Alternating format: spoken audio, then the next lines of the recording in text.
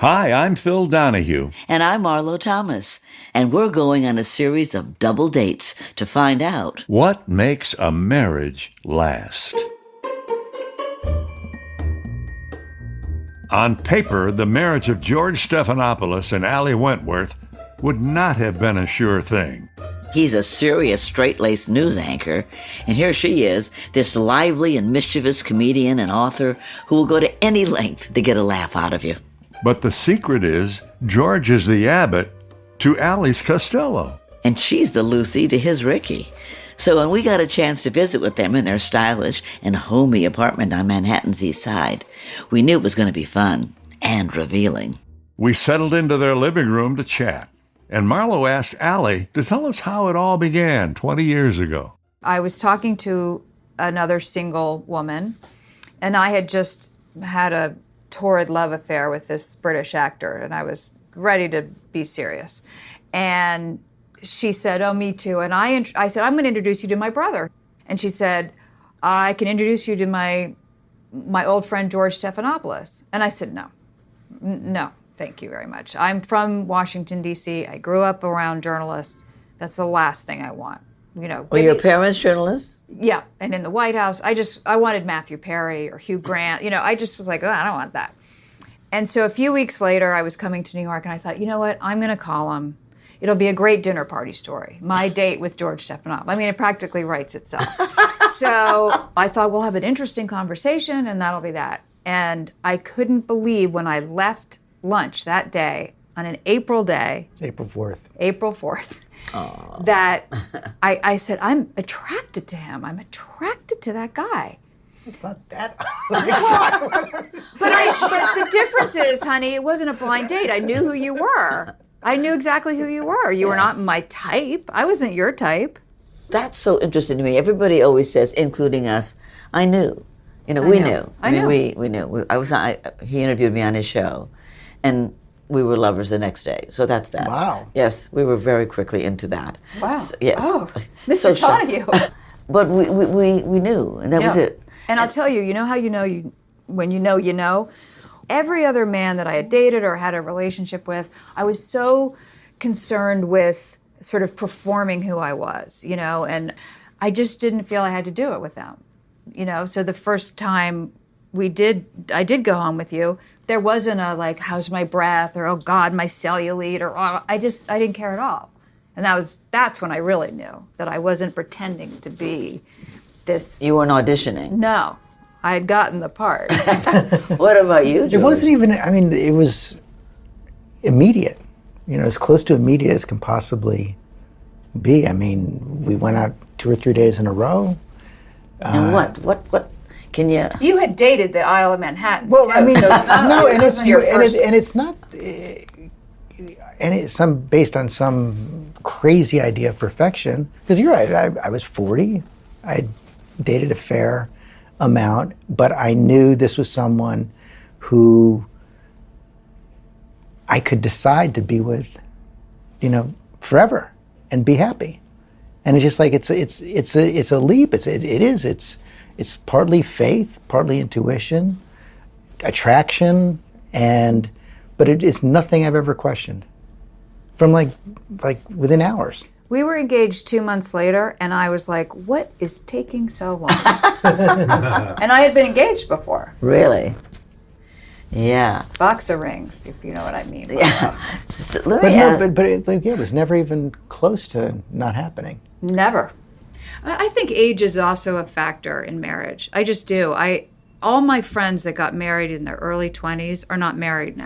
Right. You're just not the same person. Right. Not all of them. The majority. One of the things we had to learn was how to accommodate, respect, and change with each other. Mm-hmm. We're similar in a lot of ways, but there's I am definitely an introvert, despite my job, and being out socially and all that is not hard for me, but just it drains feels me. Like that. Feels very shy. Complete drains me.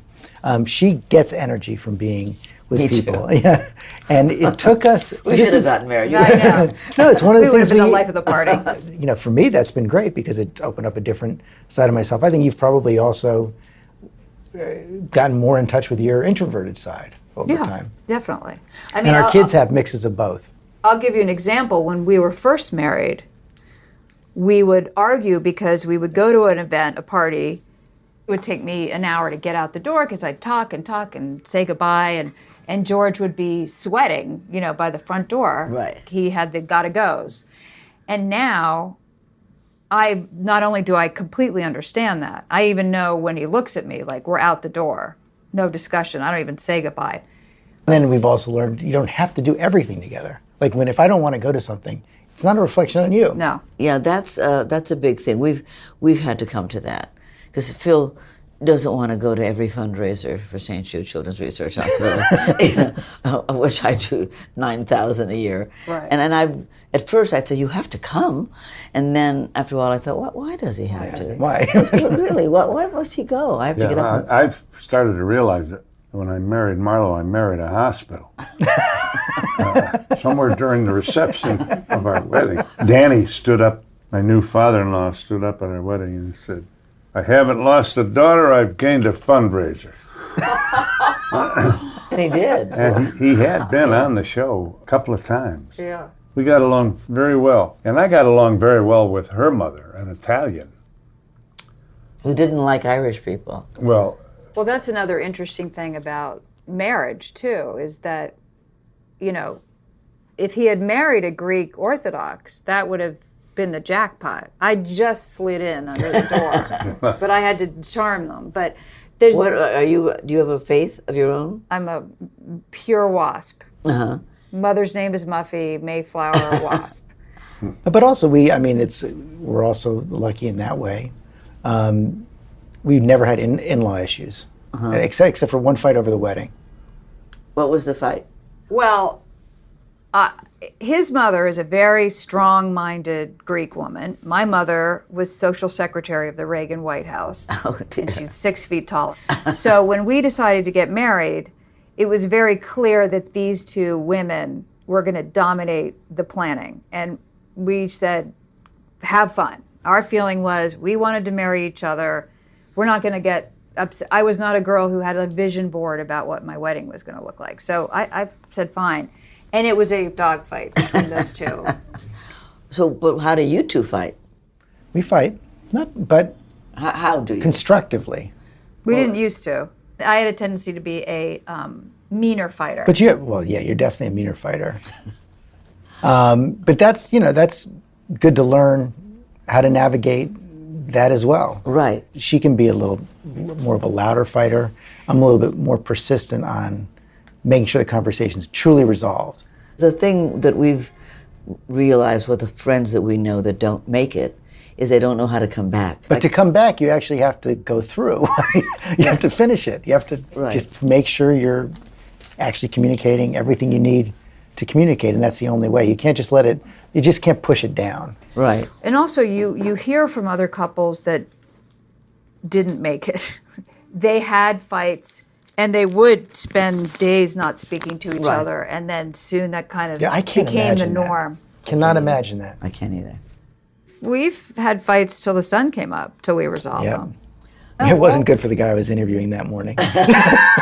And was that when you first got married, or you still can do that? The timeline is definitely shorter. Yeah. But we always end our fights by having sex. Generally, yeah. Yeah. I mean, that's how well, that's perfect. you have to really end it. Yeah.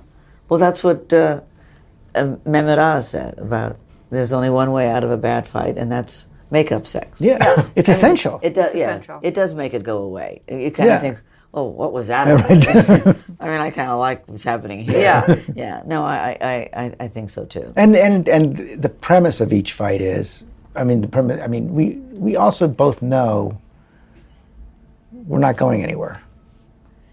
And That's a big one. Too many people go into marriage and they think, I'll that try the it. vow is kind of has an escape clause. Yeah. And It won't work.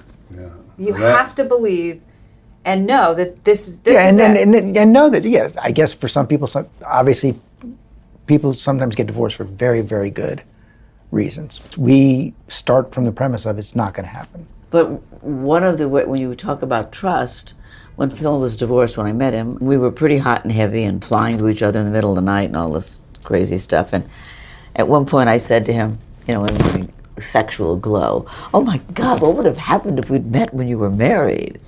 And he said, "Well, with all due respect, nothing would have taken me from my wife and kids." And I thought, I can love this man. Yeah. I can love this man who's not bullshitting me. Mm-hmm. You know, And it means he won't do it to you. He won't. Yeah. We'll have more after a quick break.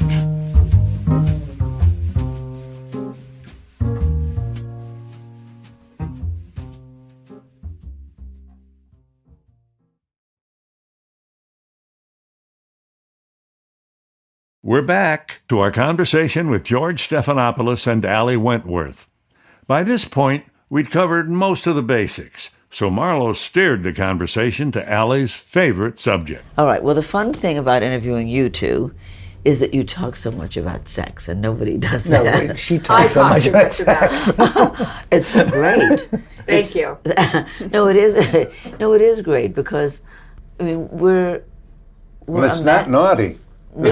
Especially when you're married. Well, yeah, right. Well, it's never naughty. It's rare. Yeah, exactly. So you've written advice books, and so what is your advice about sex? My advice to married couples about sex? Yeah. Have it. Yes. Have it, and have it on a regular basis. Because I have found in talking to the great many women who I have very honest, open relationships with, if you're married and you're not having sex, something's wrong. I have my girlfriends, like if George is unavailable to me for whatever reason, he's working or he just doesn't want to chew on the fact that so-and-so are getting divorced and I need a 4-hour conversation, I go to my girlfriends. But the one thing I have with my husband is a physical relationship. And I know way too many people who you started hearing, yeah, well, we never have sex, red flag, and then a few years go by and then they get divorced or somebody has an affair. Right. And I say to my girlfriends, you know, if you have the stomach flu, I get it. But otherwise, you got to push it. We're all tired. We all have kids and lives and careers, and you have to push yourself. Allie always makes fun of me because I am skeptical whenever she talks about all these stories she hears about married couples not having sex. I mean, obviously people go through periods, but I don't understand the point. There are a lot of sexless marriages. More than you think, George. Maybe. You know? And then do they break up? Yes. They break up, they have affairs. Right, yeah. Mostly affairs because, you know, you sort of need a net to actually leave. But it's amazing, and it's amazing how many couples tolerate it and for how long they tolerate it for. But guys don't talk about it, do they? Not really. Yeah. No. I mean, like women will say, I'm not having, or I'm having, or it's really great, or whatever. I mean, we not only say, are you having it, are you not having it, or what kind of problems are you having? And right now, everybody's in menopause, so everybody's coconut oil, coconut oil, coconut oil. I mean, girlfriends help each other, you know, Right. or... No, but I mean, this is the stuff that people want to know about. I mean, one of the things marriage is about, obviously, is sex. One of the things marriage is about is trust. No, but see, I think all of it all stems from this one place, which is people say to me all the time, what is the secret to your marriage? You and George are so different. I don't get it. People in the back row of our wedding were making bets on how long it was going to last. And I don't know why, but, you know, 18 years later, he walks in the door from work and I'm just as attracted to him as I was the first week we were dating. I go, look at that sexy man. I do. That's so sweet. Not all the time. Sometimes I'm mad at you and I'm not going to let you know that. But No, but when Phil goes away or I go away and we're going to get back together, I'm excited. Yeah. I'm fixing up. Yeah. Yeah. I mean, I think I hope you feel the same I way about me, definitely or do, we need yes. to have a talk out back. But I mean, I think that it starts with that, and then the sex is around that, and I think the trust is a huge thing, of course, because Like the fact that it hasn't been a question is, like I said, it's just lucky. no, in fact, when people have affairs or marriages break down or break up, I'll say to George, you would never have an affair, and we both start laughing. Like if somebody came to me and said, your husband's cheating on you, I would laugh. That would be my first reaction. Absolutely not. No way. It's not his. Yeah, It's just not in yeah, his yeah. nature. But how do you know that? That's the thing. I feel the same way about Phil. In fact, Phil's producers once said that when a woman comes on to Phil, doesn't really realize it. That's just who he is. He's not there. George realizes it. He just shuts it down. There's nothing back. I'm an actress, so if someone flirts back to me, I go, oh, great. Well, what do you do when somebody comes on to you? I mean, do you say something, or how do you? Well, nobody's that explicit. You have a anymore, wedding ring, right? Because some men don't ring. wear wedding bands, which I think is really, like, That's just. yeah. Like, look, maybe I am available, you know. But I mean, I guess I'm just so. Sometimes it makes them even more wanted when they have the band on. Yeah, women think it's a challenge. I don't Marlo think. I don't bought think there's any part of me that invites it. Marlo bought a wedding band for me. It's 6 feet wide. And It's actually a choke That is a big- collar that you're is a wearing big on your wedding finger. band. so there'd be no mistake. No mistake at all. And if a woman gets too close to me, there's a beep, beep, beep. Well, when he was on the air, I used to love that he'd have the microphone in his hand. This huge gold thing. Fantastic. Yeah. Hello. Yeah. Okay. Did you ever you never went to marriage counseling? No. Right? Yeah. I have nothing against it, but we. Yeah. Yeah. Yeah. We've been pretty good at figuring it out on our own. Actually, Now- it's funny. We've probably ended 3 fights like that, though. What? Put that card on the table. Let's go to counseling, and that forces us to do it ourselves. I do it. I say it. But do you ever use the "I'm leaving" card? No. No. People do that. I know that's a scary card. Yeah. And if you have high abandonment like me, that has significant repercussions. If you say, well, we're going to get divorced, then I'll go have an affair because I think we're getting divorced and I have to get my next husband because I have abandonment. And then you say, I'm just kidding. And I go, well, I already had an affair and now I am leaving you. It's messy. See if there's anything. Oh, stress. I mean, with us, we used to, if one of us panicked, the other one would panic also. We had to learn not to go crazy at the same time. Oh, no, I think if one of us is panicking, the other one doesn't. Yeah, pretty much. If he's panicking, let's say over a job thing, I know just to quiet it down at home. Well, Phil does something that just kills me. If he has a hurt look on his face, I'm just absolutely Mother Teresa. I just will do anything. I'll go out and pick up lepers. I'll do anything I can to get that look not to be there. Yeah, and I do that with the kids too. Yeah. If I see he's going through a hard time, I will say to them, "Put all your bitchiness in a box and go be nice to your dad. Just That's be so nice to great. Daddy. Make Daddy a card. Be nice to Daddy." Yeah. Exactly. What do you think is the biggest challenge you've had to face? We've been so lucky. There are many doors you have to go through, and the first one is how do we coexist together? But you never know when you marry somebody what kind of parent they're going to be, So then you go through that door, and then becomes just the life stuff. And we have a teenage daughter who's about to have big surgery, and so we're going to sort of be a solid couple together to help her get through this period. So I know our marriage well enough to know exactly what it's going to look like. His strengths are to be the problem solver and to check in with the surgeon, and he'll be that guy, and I'll be, does she have a blanket, and I'll do the nurturing stuff, and then he'll know when I need a little comfort, and I'll know when he's slightly freaked out by seeing his daughter in this condition. And we know how to do all that now. We know the kind of the dance, and we know the needs. And so, God forbid bigger mountains are ahead of us, I know what I can rely on him for. I know, and he knows what he can for me. That's great. I once took my son to baseball practice, and then I went to pick him up. He got in the car in the front seat, closed the door, and he said, I got cut. I'm telling you, it was like an arrow in my heart. Mm-hmm. And I started talking, oh yeah, I got cut when I was, I don't worry about it, blah, blah, blah. I don't know what the hell I said. Now, obviously getting cut from a baseball team is not the worst thing that can happen. It is At that the time, big. it is, It yeah. is. Yeah. No, we Yeah. had something like that just before you guys came here. Our daughter, this typical middle school, high school stuff about who's having a party, who's got invited, who didn't get invited.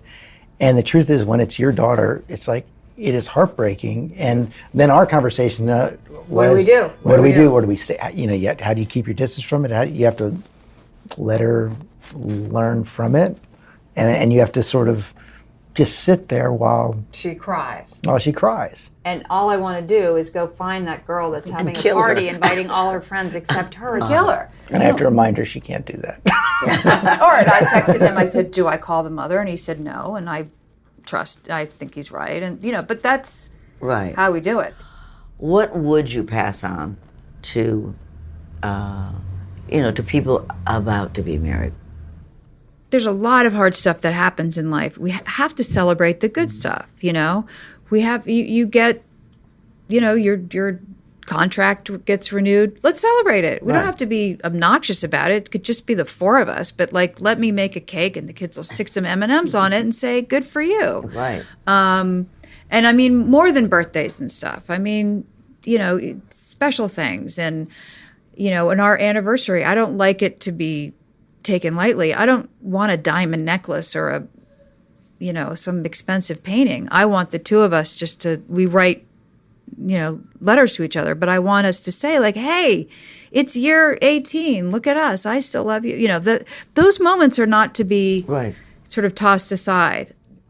I think the biggest thing, other thing I would think of is don't be afraid. I mean, let it disrupt your life. By definition, that's what you're doing, and that's going to happen all the time.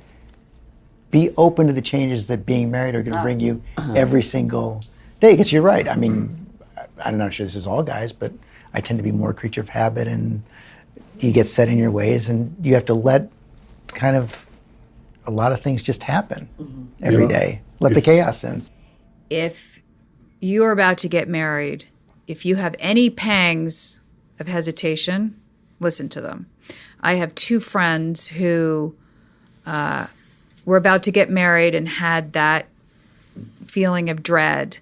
One of them cried hysterically all the way to the church, and I was in the car with her. Oh, God. And it wasn't crying like I'm getting married. It was if she was going to be hung in the village square, just hysterically crying. And I kept saying to her, we can turn the car around. I agree with you. If there's anything holding you back, listen to it. And then the flip side of that is, remember how you feel this day. Every single day, try to at some point remember that, because there are going to be a lot of times when. You remember how you feel on the wedding day? Yeah, When you feel good. Remember how you feel this day, why you're doing it today, who you're doing it with, what you love about them. Did your friend's marriage survive? No, and in fact, 3 kids later, she says, I never should have married him. Oh, God. I said, I could have told you that in the car ride over there. Do you think that you've changed a great deal since you're getting married? I think I've a much richer, fuller person for marrying him. Oh, I think you've definitely changed. I mean, it's hard to know exactly how, because it just happens every single day. I'm definitely better. I For do. marrying you. Yeah. I got an anchor. He doesn't question himself a lot. He's as solid, has more integrity than anybody I've ever met.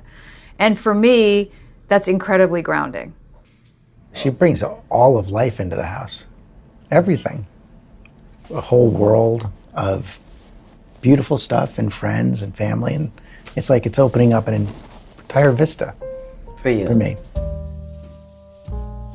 That's the very sexy George Stephanopoulos and Allie Wentworth. They are such an entertaining couple. They should charge people just to talk with them. Well, I'm glad we got in for free. Until next time, I'm Phil Donahue. And I'm Marlo Thomas. Thank you. Thank you, guys. You guys are great. Double Date is a production of Pushkin Industries. The show was created by us and produced by Sarah Lilly. Michael Bahari is associate producer. Musical adaptations of It Had to Be You by Stellwagen Symphonette.